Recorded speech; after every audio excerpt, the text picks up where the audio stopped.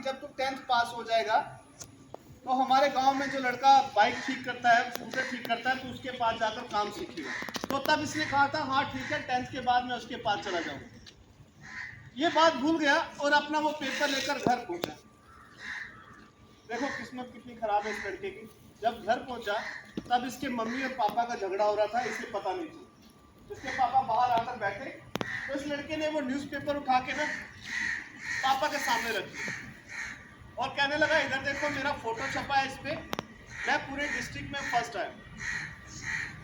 और एक्साइटमेंट में मुंह से निकल गया कि मुझे परसों 11th क्लास में एडमिशन करवाना है 1500 रुपये की। इसके पापा ने पूछा तेरा बैग कहाँ है, इसमें तो किताबें रखते हैं। बोला बाहर पड़ा है। इसके पापा बोले जा बैग लेके आ।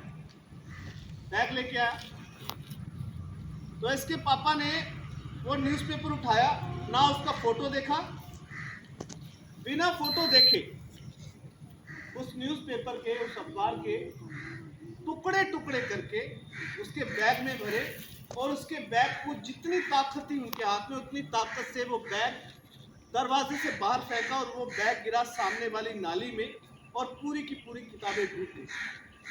और यहाँ से पकड़ा और खींचते हुए अंदर लेकर गए उसकी माँ के पास और कहने लगे कल सुबह इस लड़के को 7 बजे तैयार कर देना, इसे काम पे लेके जाऊंगा। 10-15 दिन तक ऐसे ही चलता रहा। रोज जाता पिताजी के साथ, शाम को वापस आ जाता, ना किसी से बात करता, ना कोई जवाब देता। एक दिन शाम को खाना खा रहे थे तो इसके पिताजी ने बोला कि तू खाना क्यों नहीं ठीक से खा रहा। बोला ठीक से तो खा रहा हूँ।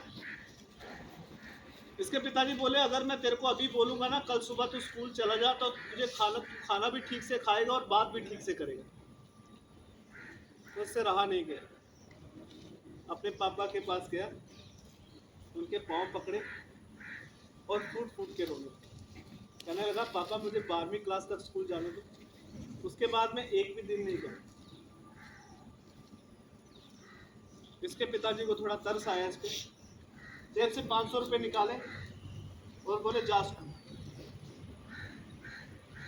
अब इसके दिमाग में एक ही बात चल रही है कि 12वीं क्लास में किसी ना किसी तरह से मुझे मेरिट में आना है, स्कॉलरशिप लेनी है और जब स्कॉलरशिप मिलेगी उसके बाद मैं आगे की पढ़ाई प्राइवेट कर लूँगा या पिताजी के साथ हेल्प करूँगा, कुछ काम करूँगा, ये बातें सोच रहा है। 11th क्लास में टॉप किया, 12th क्लास में पूरा साल बहुत मेहनत की और आज इस लड़के का 12th क्लास में इसका पहला पेपर और ये इस कहानी का आखिरी सीन। मैं आपसे फिर रिक्वेस्ट करूँगा बड़े ध्यान से इस सीन को देखना, महसूस करना और सोचना कि ये कहानी आपसे क्या कहती। चलिए अब इस लड़के का पेपर शुरू होने वाला है, हम देखते हैं इसका पेपर कैसा होता है।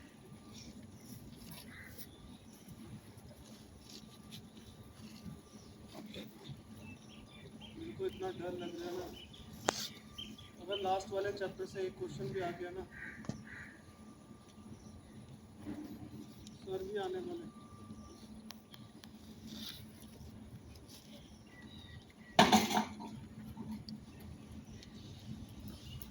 ये सर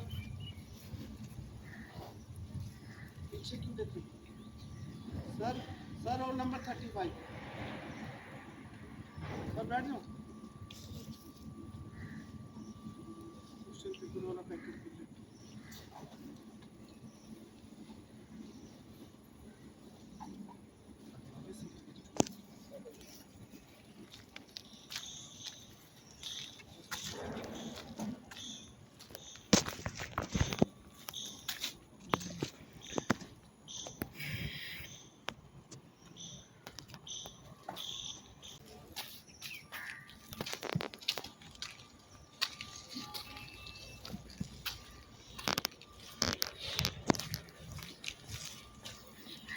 पेपर देखकर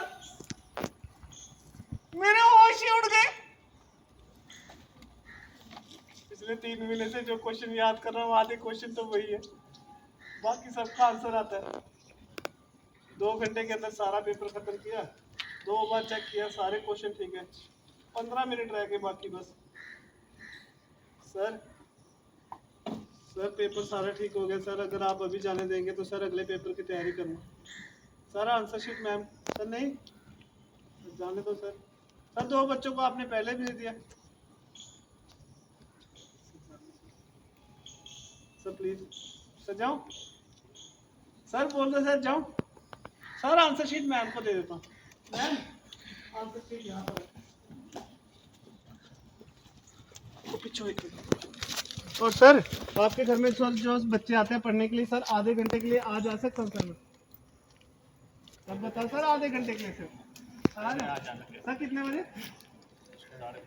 5:30 सर 5:30 तो अब चाय पीते सर 6 बजे आऊँगा मैं।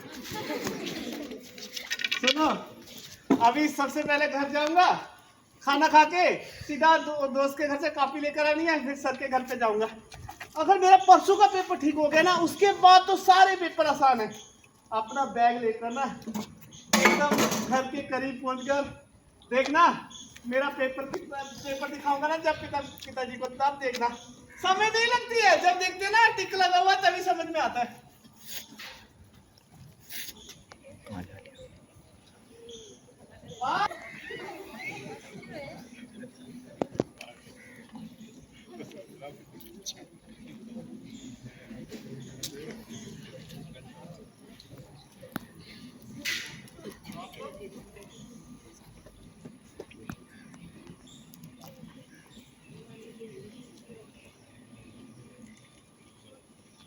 आप लोग यहाँ मेरे घर के बाहर क्यों खड़े?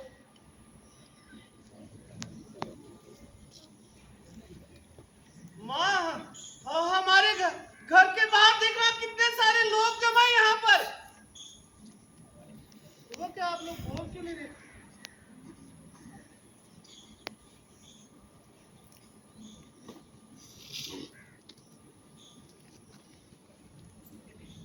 माँ हम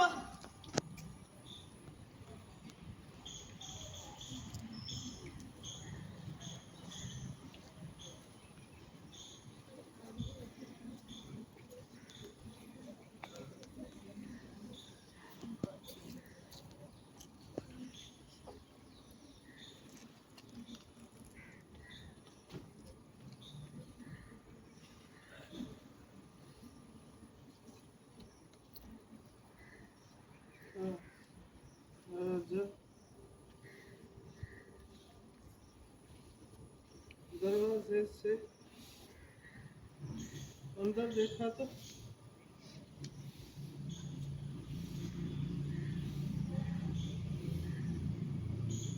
पिताजी वहाँ जमीन के ऊपर लेटे हुए और पिताजी के सर में से यहाँ से कितना सारा खून निकल रहा है।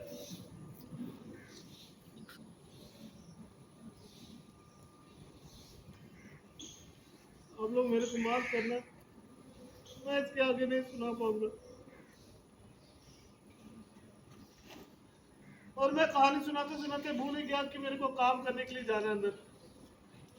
ये किसी बच्चे का बैग लिया था, मैं वापस रख देता हूँ।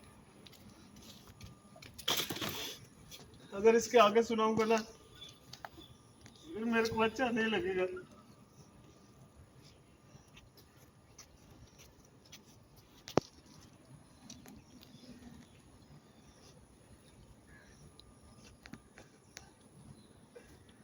अंदर गए नहीं, दरवाजे के पीछे जाकर खड़ा हो गया। जो लोग आ रहे थे मैं उन लोगों को बोले जा रहा था कि यहाँ पर खड़े होकर तमाशा क्या देख रहे हो, हॉस्पिटल में लेकर चलो।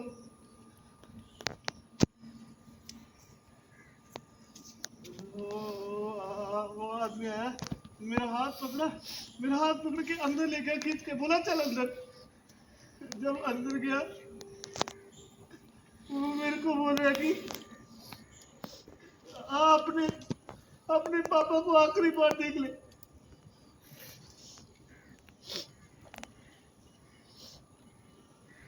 सर के ऊपर कपड़ा रखा था सर, कपड़ा पीछे किया, सारे चेहरे के ऊपर, यहाँ कपड़ों के ऊपर सारी जगह खून लगा हुआ।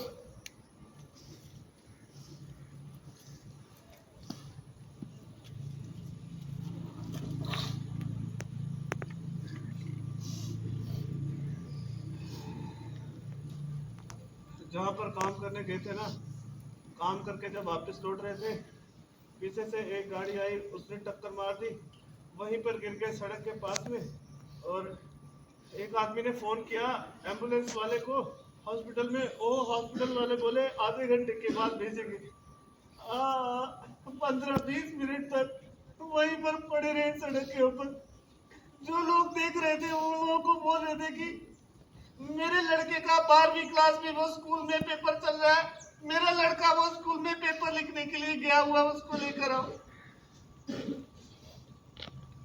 किसी ने नहीं बुलाया।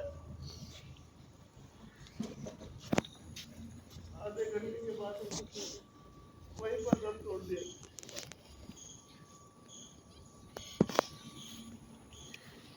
शाम को माँ बीमार हो गई, उसको लेकर हॉस्पिटल में गया। डॉक्टर ने बोला 2 बोतल खून लेकर आ। खून तो मिल गया मगर होश ही नहीं आई उसको। कितने सारे इंजेक्शन लगाए, और जो ये यहाँ पर नहीं लगाते वो ग्लूकोज, 15-16 बोतल ग्लूकोज उसको चढ़ाओ। चौथे दिन शाम को होश आई, तो मेरे को देख रही है, मेरे को देखकर बोल रही है तू पेपर देने क्यों नहीं गया। मैंने कहा अब नहीं जाऊंगा, अगले साल देखूंगा पेपर। डॉक्टर ने कहा कि 1 महीना आप इसको बिल्कुल घर से कहीं बाहर मत जाने देना, और जो लोग आते हैं ना घर में उनसे भी नहीं मिलने देना। अगर ये रोएगी ना तो ठीक नहीं होगी। फिर मैं घर पे ही रहा, 1 महीना गया नहीं। सर भी आए थे, सर बोले चाहे पेपर दे दे, बाकी जो बचे। मैंने कहा सर अगले साल दे दूंगा पेपर। बस इतनी सी कहानी है मेरी। आज तुम लोगों को देखा ना मैंने, तो तुम लोगों को देखकर मेरे को अपनी कहानी याद आ गई, इसलिए मैंने सुना दी। अब मैं चलता हूँ, काम करता हूँ जाकर। मेरे सर मुझे कहते थे तू टैगोर बनेगा। जब स्कूल छोड़ दिया ना सर, कितने समय तक यही सोचता रहा कि टैगोर बन के मैं क्या करूंगा। जब शाम को भूख लगेगी तो कविता लिखने से या कविता पढ़ने से तो पेट नहीं भरेगा ना।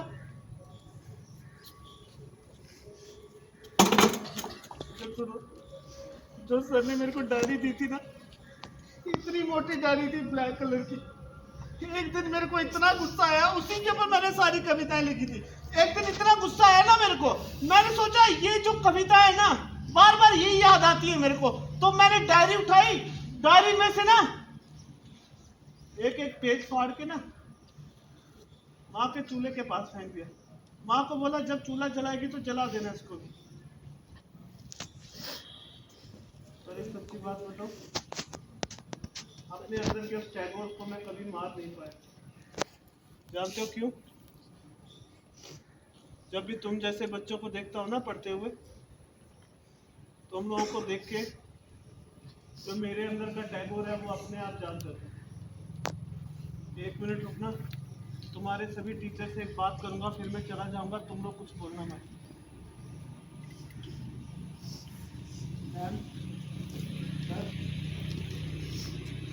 सर जो मेरे सर है ना, सारा जीवन बच्चों को पढ़ाते रहे, अपना घर भी नहीं बनाया। सर जितने पैसे थे ना सर के पास, सारे पैसे बच्चों में खर्च कर दिए। कोई बच्चा अगर दिखाई देता जो स्कूल छोड़ देता, उस बच्चे के घर में जाकर झगड़ा करके उस बच्चे को अपने घर पे लेकर आ जाते। कभी भी मैम अगर इन बच्चों से गलती हो जाए ना तो आप इनको डांटना, गुस्सा करना, मगर कभी भी ना इन बच्चों से आप दिल से नाराज मत होना। और मैं चलता हूँ, तुम लोगों को पढ़ना भी होगा। और एक बात मैंने छुपाई है, अब मैं जा रहा हूँ तो बता देता हूँ। जो मेरे पेपर छूटे हैं ना 12वीं क्लास के, इस साल फिर से दूंगा पेपर। नहीं, अब मैं टैगोर नहीं बनूंगा, क्योंकि टैगोर बनने का मतलब तो आप समझ में आया। टैगोर बनने का मतलब खुद टैगोर बनना थोड़ी होता है। टैगोर बनने का मतलब होता है दूसरों को टैगोर बनाना। अपने गांव में जाऊंगा और मेरे गांव के बच्चों को पढ़ाऊंगा और उनसे कहूंगा तुम टैगोर बनना। चलता हूँ।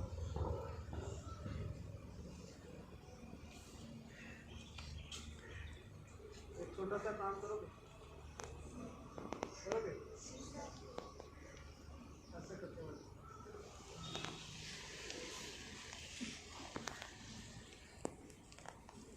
आज जब तुम लोगों का सारा काम खत्म हो जाएगा ना, जब तुम शाम को सोने लगोगे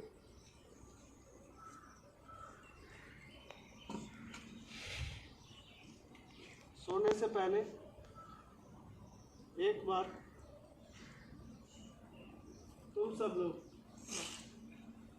अपनी आंखें बंद करना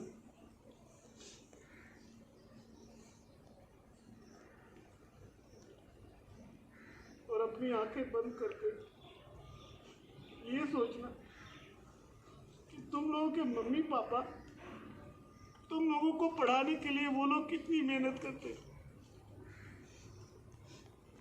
तुम लोग जो चीजें उनसे मांगते वो सब चीजें तुम लोगों को ला के देते, और कई बार उनके पास पैसे नहीं होते मगर वो तुम लोगों से झूठ बोल देते, कैसे भी करके वो पैसे ला कर देते। तुम लोगों के पास सारी किताबें हैं, तुम लोग इतने बड़े स्कूल में पढ़ते हो, यहाँ पर कितने सारे टीचर तुम लोगों को पढ़ाते हैं। इधर देखो, कभी भी ना अपनी पढ़ाई का समय बर्बाद मत करना, और कभी अपने मम्मी पापा के साथ झूठ मत बोलना, उनका दिल मत दुखाना। और जब अगली बार अपने मम्मी पापा से मिलोगे ना, तो देखो उनके पास जाना, उनके पास जाके ना ऐसे करके ना उनका हाथ पकड़ना, और हाथ पकड़ के उनको एक बार थैंक यू बोलना, और थैंक यू बोलने के बाद उनको जोर से गले लगा लेना और उनको बोलना, आप बिल्कुल चिंता मत करो, हम पहले से भी ज़्यादा मेहनत करेंगे। और जो बनना चाहते हो ना वो बन के दिखाओ। अभी जाता हूँ, फिर कभी आऊँगा, और कभी हिम्मत मत हारना।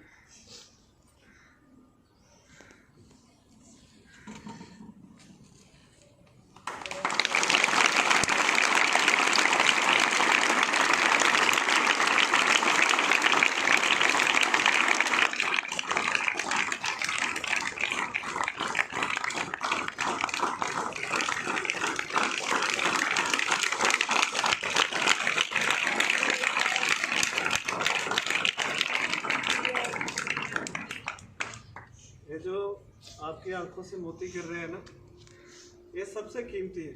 पता है क्यों? क्योंकि ये दुख के आंसू नहीं है, ये आंसू हैं विश्वास के, प्यार के, समर्पण के, संकल्प के। जो ऐसे आंसू गिरते हैं दुख में, वो अच्छे नहीं होते, वो हमें कमज़ोर करते, मगर ये वाले आंसू हमें कमज़ोर नहीं करते। आपको बहुत शुभकामनाएं, आप बहुत अच्छे बच्चे हैं, और उम्मीद करता हूँ ये कहानी आपके जीवन में एक नया जोश, एक नई ऊर्जा पैदा करे, और आप समझें, अपने जीवन को मजबूत बने, और जो मौका ईश्वर ने आपको दिया है, उस खुदा ने जो मौका आपको दिया है, उस मौके को अपने हाथ से ना जाने दें। और जिस संस्था के साथ आप जुड़े हैं, जिस स्कूल में आप पढ़ते हैं, इस अपॉर्चुनिटी का, इस मौके का पूरे से पूरा फ़ायदा उठाए और अपने जीवन में आपको कामयाब करें। इन शब्दों के साथ मैं आप सभी का धन्यवाद करता हूँ, वाइस प्रिंसिपल साहब का, प्रिंसिपल साहब का, जिन्होंने समय दिया इस प्रस्तुति के लिए। बहुत बहुत आभार, शुक्रिया, थैंक यू। मैं जम्मू से बिलोंग करता हूँ, सिर्फ इसी काम के लिए मैंने अपना घर बार छोड़ दिया, और